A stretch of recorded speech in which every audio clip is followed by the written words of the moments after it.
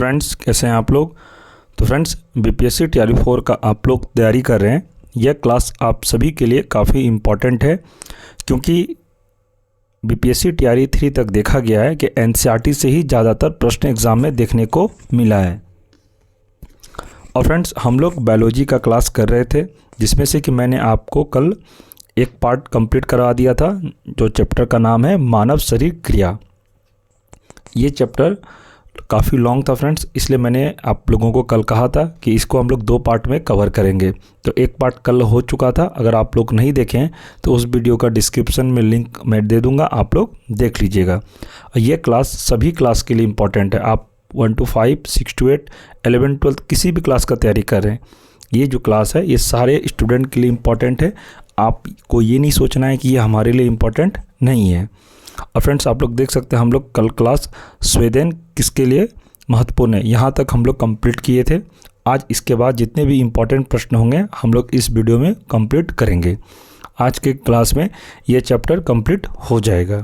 तो फ्रेंड्स, अगर चैनल पे कोई नए हैं तो चैनल को सब्सक्राइब कर दें और वीडियो को लाइक अवश्य कर दें। और यह जो क्लास है आप अपने दोस्तों को व्हाट्सएप ग्रुप में भी शेयर ज़रूर करें।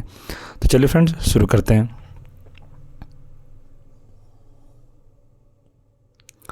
प्रश्न है, सामान्यतः निषेचन होता है, तो निषेचन कहाँ पर होता है, तो यह गर्भाशय में होता है, ये ध्यान रखिएगा। आगे प्रश्न है, एम्यूनोसेटोसिस एक तरीका है जो बताता है, क्या बताता है, तो भ्रूण के लिंग का, ये ध्यान रखिएगा। आगे है, मानव शरीर में रक्तचाप नियंत्रित होता है, तो ये कहाँ पर होता है, तो अधिवृक्क ग्रंथि से, ये भी ध्यान रखिएगा। नेक्स्ट है, जीवन रक्षक हार्मोन किस ग्रंथि से स्रावित होते हैं, इसका आंसर हो जाएगा एड्रिनल से, इसको ध्यान रखिएगा। आगे प्रश्न है, मानव शरीर की किस ग्रंथि को मास्टर ग्रंथि कहा जाता है, तो यह पीयूष ग्रंथि को ही मास्टर ग्रंथि कहा जाता है। ये भी आई, आप लोग इसे नोट डाउन जरूर कर लें। और फ्रेंड्स, मैं आपको यकीन दिलाता हूँ यहाँ से आपका एक भी प्रश्न बाहर नहीं जाएगा। एग्ज़ाम में यहाँ से कम 1 से 2 प्रश्न ज़रूर आप लोगों का रहेगा। अभी तक जितने भी टीआरपी हुए हैं देखा गया है कि एनसीईआरटी से ही डायरेक्ट प्रश्न को पूछा गया है। और मैं जो ये क्लास करवा रहा हूँ काफ़ी इम्पॉर्टेंट क्लास है और इम्पॉर्टेंट प्रश्न को ही मैं लिया हूँ। फालतू एक भी इसमें प्रश्न नहीं है, सारे आपके एग्ज़ाम के दृष्टिकोण से इम्पॉर्टेंट है। तो इसलिए आप लोग अच्छे से ध्यान से मन लगा के पढ़िए। अगर आपको एक बार में वीडियो समझ में नहीं आता है तो वीडियो को आप लोग दोबारा भी देख सकते हैं। चलिए आगे बढ़ते हैं। प्रश्न है, मनुष्य के शरीर की सबसे छोटी ग्रंथि है, तो कौन सी ग्रंथि है, तो पिट्यूटरी है, ये भी ध्यान रखिएगा। आगे है, गर्भाशय में शिशु के विकास की जानकारी हेतु किसका प्रयोग किया जाता है, तो इसका हो जाएगा अल्ट्रासाउंड का। जो गर्भवती लेडीज़ होती है उनका पेट में जो बच्चा जो पल रहा होता है उनका जानकारी किसी भी डॉक्टर को पता किससे चलता है, अल्ट्रासाउंड से ही उन्हें बच्चे की स्थिति का पता चलता है। तो आप लोग ये ध्यान रखिएगा। आगे प्रश्न है, भ्रूण के विकास के लिए किस अंग के द्वारा खाद्य की पूर्ति की जाती है, इसका आंसर हो जाएगा बीजांडसन द्वारा। आगे है, स्त्रियों की नसबंदी को कहा जाता है, तो स्त्रियों की नसबंदी को क्या कहा जाता है, तो ट्यूबेक्टोमी, इम्पॉर्टेंट है, याद रखिएगा। आगे है, गाय और भैंस के थनों में दूध उतारने के लिए किस हार्मोन की सुई लगाई जाती है, इसका आंसर हो जाएगा ऑक्सीटोसिन, ध्यान रखिएगा इसको।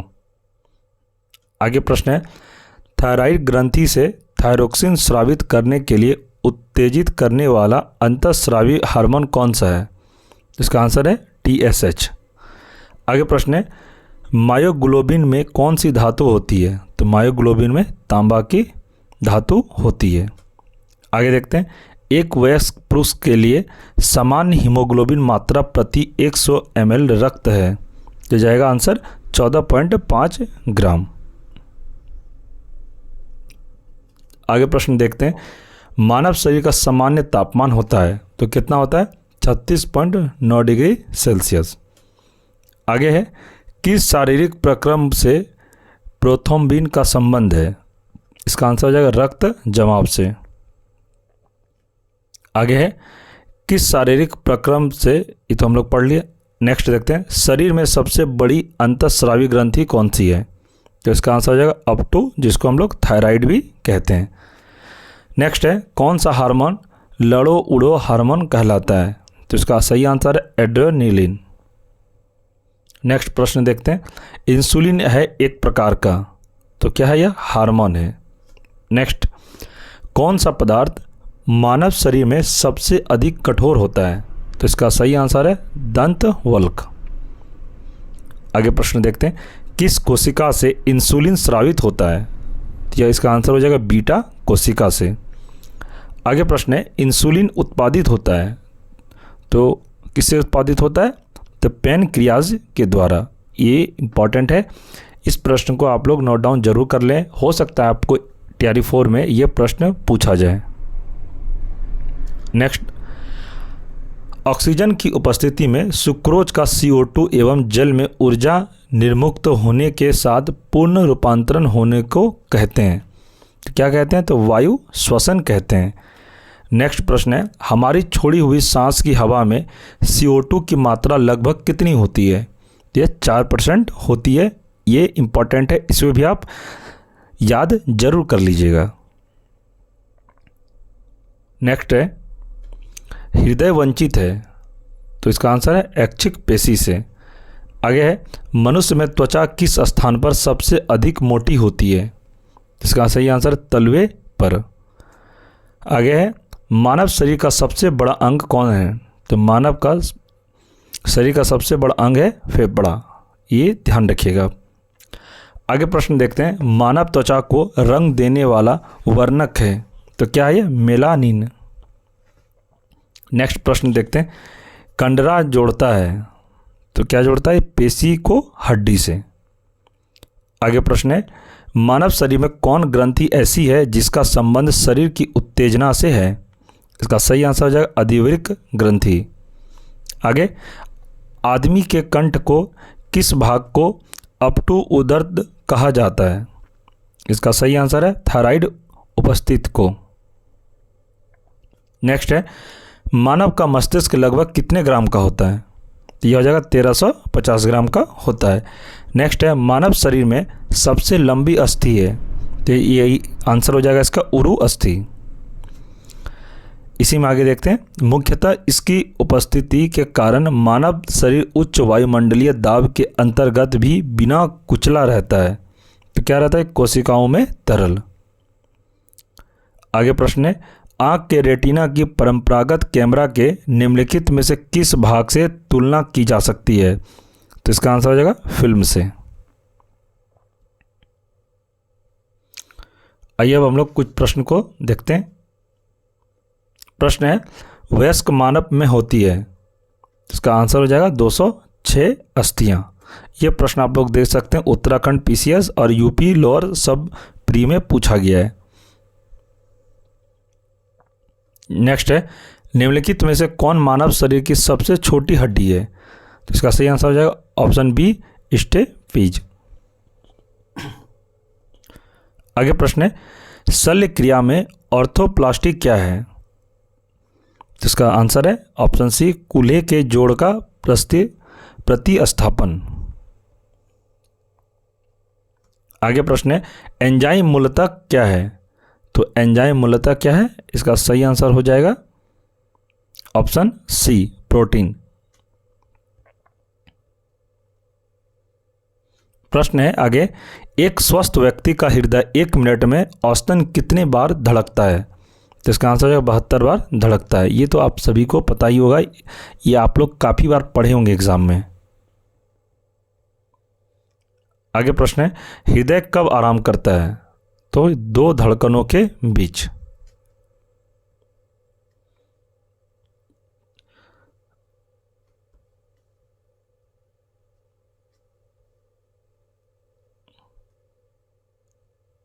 चलिए आगे प्रश्न और देखते हैं। मानव कलाई में नाड़ी स्पंदन करती है, तो इसका आंसर है हृदय के बराबर।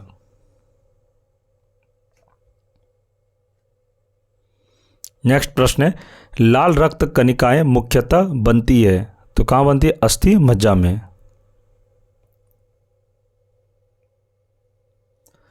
चलिए प्रश्न की ओर बढ़ते हैं। रक्त जमने में किस तत्व की मुख्य भूमिका होती है? तो इसका आंसर हो जाएगा Ca की, यानी कि कैल्शियम की। आगे, मनुष्य में सामान्य फास्टिंग रुधिर शर्करा स्तर प्रति 100 ml रुधिर होती है। तो इसका आंसर हो जाएगा 80 से 100 mg। नेक्स्ट है, अधिक ऊंचाई पर मानव शरीर में लाल रक्त कणिकाएं हैं, तो क्या है? तो संख्या में बढ़ जाएगी। आगे प्रश्न है, मानव रुधिर में कोलेस्ट्रॉल का सामान्य स्तर है, तो कितना है? 140 से 180 mg। ये भी ध्यान रखिएगा आप लोग। आगे प्रश्न है, यदि किसी व्यक्ति की रुधिर वाहिकाओं की त्रिज्या कम हो जाए तो उसका रक्त दाब क्या होगा? तो यह बढ़ेगा, घटेगा नहीं। एग्ज़ाम में काफ़ी स्टूडेंट यहाँ पे घटेगा को ऑप्शन लगा के आ जाते हैं, जो कि गलत है। ये हो जाएगा बढ़ेगा, ये ध्यान रखिएगा। आगे है, मानव शरीर के किस अंग की लसिका कोशिकाएं बनती है? इसका आंसर है दीर्घ अस्थि में, इसे याद रखिएगा। आगे प्रश्न है, स्तनपाइयों में श्वेत ग्रंथियां मूलतः संबंधित है, इसका आंसर है ताप नियमन से। आगे प्रश्न है, मानव हृदय में कक्ष की संख्या है, तो कितनी है? तो 4। आगे, मधुसूदनी अंतःस्राव 1 है, तो क्या इसका आंसर हो जाए? ग्लाइकोलिपिड है, ये ध्यान रखिएगा। आगे प्रश्न है कि मानव शरीर में पैरों की हड्डियां हैं, तो क्या है? तो फिबुला एवं टिबिया। नेक्स्ट प्रश्न, गर्भाशय के लिए वैकल्पिक शब्द क्या है? तो गर्भाशय के लिए वैकल्पिक शब्द है यूट्रस। नेक्स्ट है, हीमोग्लोबिन की अधिकतम बद्धता होती है, तो किसके लिए? तो ऑक्सीजन के लिए, इसे याद रखिएगा। आगे प्रश्न है, कौन सी ग्रंथि सेक्स हार्मोन का स्राव करती है? तो इसका आंसर है एड्रिनल ग्रंथि।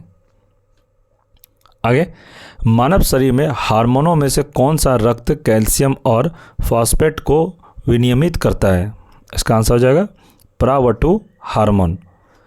नेक्स्ट है, मानव में शरीर के किस भाग में शुक्राणु डिंब को निषेचित करता है? इसका सही आंसर हो जाएगा डिंब वाहिनी नली में।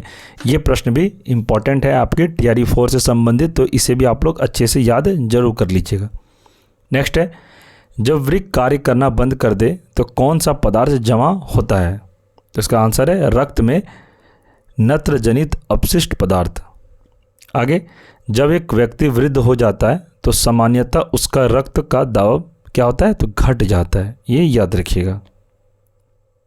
नेक्स्ट है, मानव शरीर में पुच्छ कौन सी संरचना में संलग्न होता है? तो इसका आंसर है बृहदांत्र, इसे याद रखिएगा। नेक्स्ट है, किस प्रक्रिया द्वारा ऑक्सीजन श्वसन के दौरान रुधिर में प्रवेश करती है और फिर उसे छोड़ती है?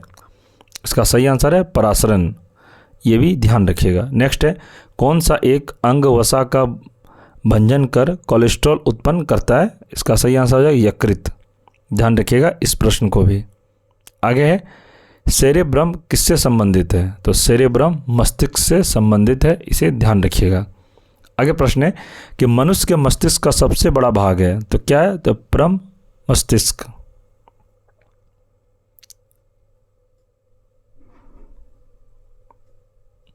प्रश्न आगे, मानव शरीर के किन कोशिकाओं में सबसे कम पुनर्जनन की शक्ति होती है? इसका आंसर है मस्तिष्क कोशिकाओं में। आगे, किसी मृत प्राय व्यक्ति का गुर्दा लेने के लिए उसे किस स्थिति में होना चाहिए? इसका सही आंसर हो जाए केवल तंत्रिका प्रकारियों का अवसान। तो फ्रेंड्स, ये चैप्टर हमारा आज कंप्लीट हुआ। कल के क्लास में मैंने आप सभी को इसी चैप्टर का पार्ट 1 कंप्लीट कराया था, क्योंकि चैप्टर काफ़ी लॉन्ग है, तो इसलिए हमने आपको कहा था कि इस चैप्टर को हम लोग 2 पार्ट में कवर करेंगे। तो आज हम लोग का ये दूसरा पार्ट भी कंप्लीट हो गया। चैप्टर का नाम है मानव शरीर क्रिया। ये चैप्टर आप सभी का कंप्लीट हो चुका है, और कल का क्लास अगर आप लोग नहीं देखें तो वीडियो के डिस्क्रिप्शन में मैं कल का पार्ट 1 वाला क्लास लिंक प्रोवाइड करवा दिया हूँ। आप लोग लिंक पर क्लिक करके कल वाला क्लास ज़रूर देख लें।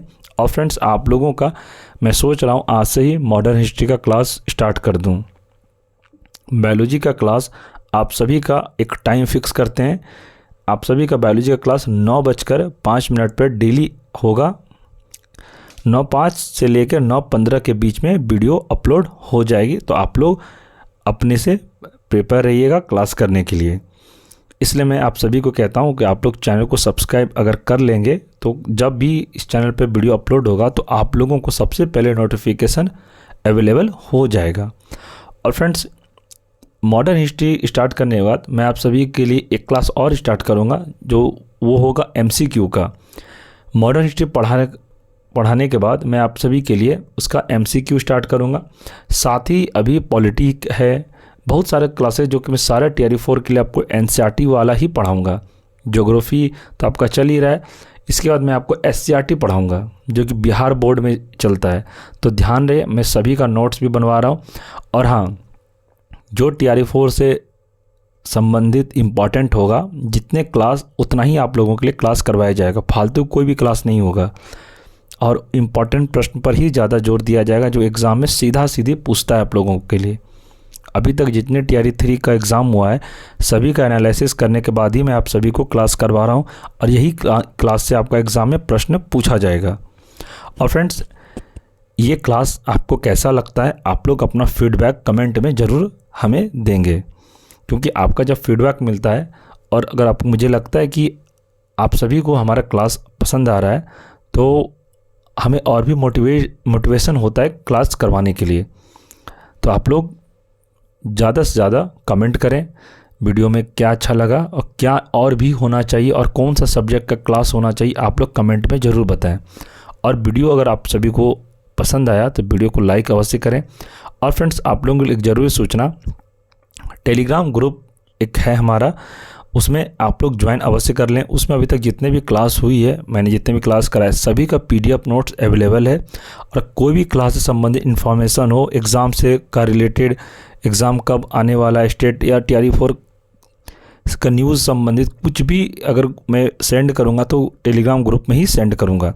तो आप लोग क्लास से स्टडी मटेरियल, कुछ भी क्लास का वीडियो का लिंक भी उसमें सेंड होगा, तो आप लोग ग्रुप को लिंक मैं प्रोवाइड करवा दूंगा, आप लोग ऐड हो जाइएगा। ग्रुप में रहने से होगा कि आपको सभी तरह का इन्फॉर्मेशन मिलेगा, क्लास का भी और वैकेंसी का भी, और आपको स्टडी मटेरियल भी प्रोवाइड करवाया जाएगा। तो टेलीग्राम का लिंक मैं इस वीडियो के डिस्क्रिप्शन में प्रोवाइड करवा दिया हूँ, आप लोग लिंक पर क्लिक करके टेलीग्राम ग्रुप को ज्वाइन अवश्य कर लें। और किसी को भी कोई डाउट हो तो आप हमसे डायरेक्ट बात कर सकते हैं, टेलीग्राम पर आप हमें डायरेक्ट मैसेज करें, आपको हमसे बात हो जाएगी। और किसी को लगता है कि मेरे से पर्सनली किसी को बात करना है तो मैं उसे को कमेंट में ही नंबर प्रोवाइड करवा दूंगा। अगर आपको लगता है कि नहीं मुझे सर से बात करनी है, कुछ पूछना है क्लास से संबंधित या एग्ज़ाम से रिलेटेड कोई भी प्रश्न हो, आप हमें से मेरे से बात करना चाहते हैं तो आप हमें बताएंगे तो मैं आपको नंबर प्रोवाइड करूंगा, आप हमें उस पर कॉल करिएगा। तो ठीक है फ्रेंड्स, अगर चैनल पर कोई नए हैं तो चैनल को सब्सक्राइब जरूर कर दें। TRE 4 का तैयारी गारंटी है कि मैं आपको करवा दूंगा, टेंशन लेने की कोई बात नहीं। बहुत दिन से हमारा क्लास छूट गया था तो टेंशन मत लीजिए, अब क्लास कंटिन्यू होगा, डेली क्लास होगा। और मैं सोच रहा हूँ एक दिन में आप लोगों को 3 क्लास दूँ, बायोलॉजी, मॉडर्न हिस्ट्री और एक पॉलिटी। ये 3 क्लास आप लोगों का हर दिन एक चैप्टर कंप्लीट करूँगा हर दिन, जिससे आपका एग्ज़ाम नज़दीक भी आएगा और रिवीजन जितना जल्दी सिलेबस कंप्लीट होगा उसके बाद मैं MCQ NCERT का करवाऊंगा सभी का। पहले थ्योरी कंप्लीट करने के बाद फिर सभी का MCQ स्टार्ट होगा। तो आप लोग कहीं भी पढ़ रहे हैं, आप हमसे भी एक बार पढ़ के देखिए, आपको यहाँ से पढ़ने के बाद आपको जब टेस्ट लगाएंगे तो डायरेक्ट हमारे क्लास से आपको प्रश्न देखने को मिलेगा। और फ्रेंड्स, इस वीडियो को अपने दोस्तों में भी शेयर करें, ग्रुप में शेयर करें जो TRE 4 का तैयारी करें, ताकि उनको भी काफ़ी हेल्प मिले। तो ठीक है फ्रेंड्स, मिलते हैं हम लोग अगले क्लास में, तब तक के लिए जय हिंद जय भारत।